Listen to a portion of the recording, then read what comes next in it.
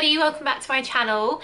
So today I'm going to do a review of the much anticipated new perfume from Yves Saint Laurent called Libre, without it falling out this time. If you're new here, then welcome to my channel. It's all about perfumes. I upload videos every week and I listen to all your comments down below, put your requests in there, and I try and do videos on your different requests that you send me. So I love reading all your comments and I try and always reply.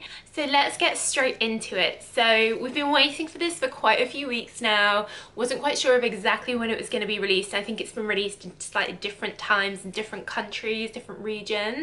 But it's not actually physically on sale here in the UK, but I did manage to get a sample from the counter here in John Lewis on Oxford Street, big department store here in London, and I did see the bottle. They had a tester there, so I saw it and I tried it, but I'm gonna put it on again even though I am wearing it now, so you can see my first impressions.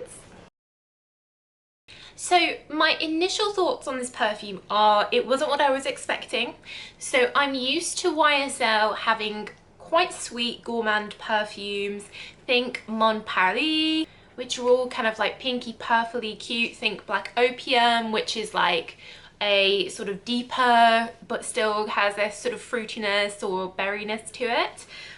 This is definitely a departure from those like that style of perfume, and at first it almost smelled unisex, and then my first thought was, oh, that's not what I'm expecting, slightly unisex, and then my second thought was Mon Guerlain.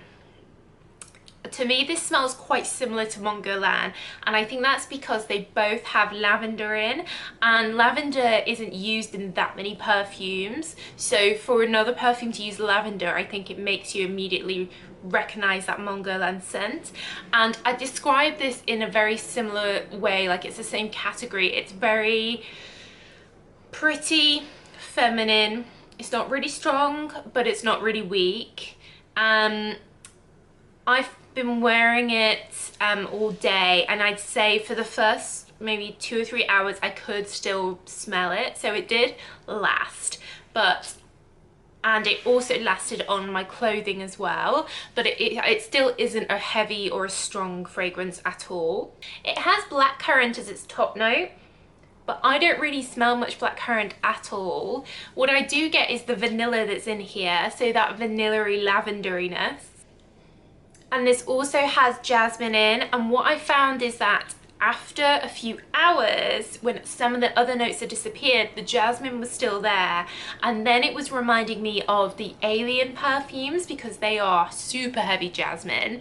This isn't heavy at all, but it was like a light Alien, like an eau de toilette Alien. There's a mandarin orange and an orange blossom as the top note, and when you first spray it you do get that little hit of citrus, but that soon goes, and orange isn't part of the flavour. It's like in the ongoing fragrance, it's just an initial spray of citrus. They put a little bit of cedarwood and a little bit of musk in to help with longevity, but neither one you can particularly smell. It's more lavender vanilla that you get here, but soft lavender vanilla, musky lavender vanilla. This definitely is a sophisticated smell. I wouldn't say this was a super young smell. I'd say it's quite a universal, any age could wear it. It is an eau de parfum, so hence I guess why it lasted on me a good few hours. Let's read about what it says about it. The first floral lavender for a singular trail like a breath of freedom. Libre, of course, means freedom in English. The iconic orange blossom flower from Morocco, a luminous and sensual white flower twisted by the lavender from France, an ambiguous flower often considered as masculine. Bringing boldness, freshness and texture. A fragrance as a shout of freedom, the freedom to live everything to the fullest. Cool. I think the whole branding around freedom is cool. I think they have Dua Lipa as the face of the campaign. She's obviously super cool, super trendy. One kiss is all it takes, falling in love with me. So that's awesome, and she's quite fiery, and she's feminine, but she's not hyper feminine, right? So I think that goes with that whole lavender unisex element. It's reminding me more and more of Alien now. It's like Alien but not strong, like Eau de Toilette Alien mixed with Mon Guerlain. That's what this is like.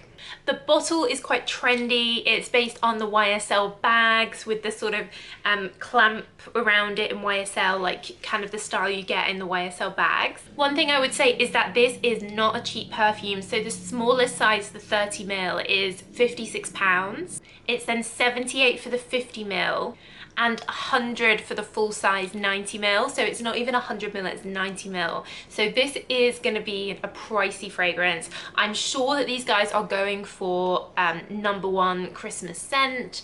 I think all the ones released around sort of September time are trying to be that Christmas #1. So for those prices, you better be sure that you like it.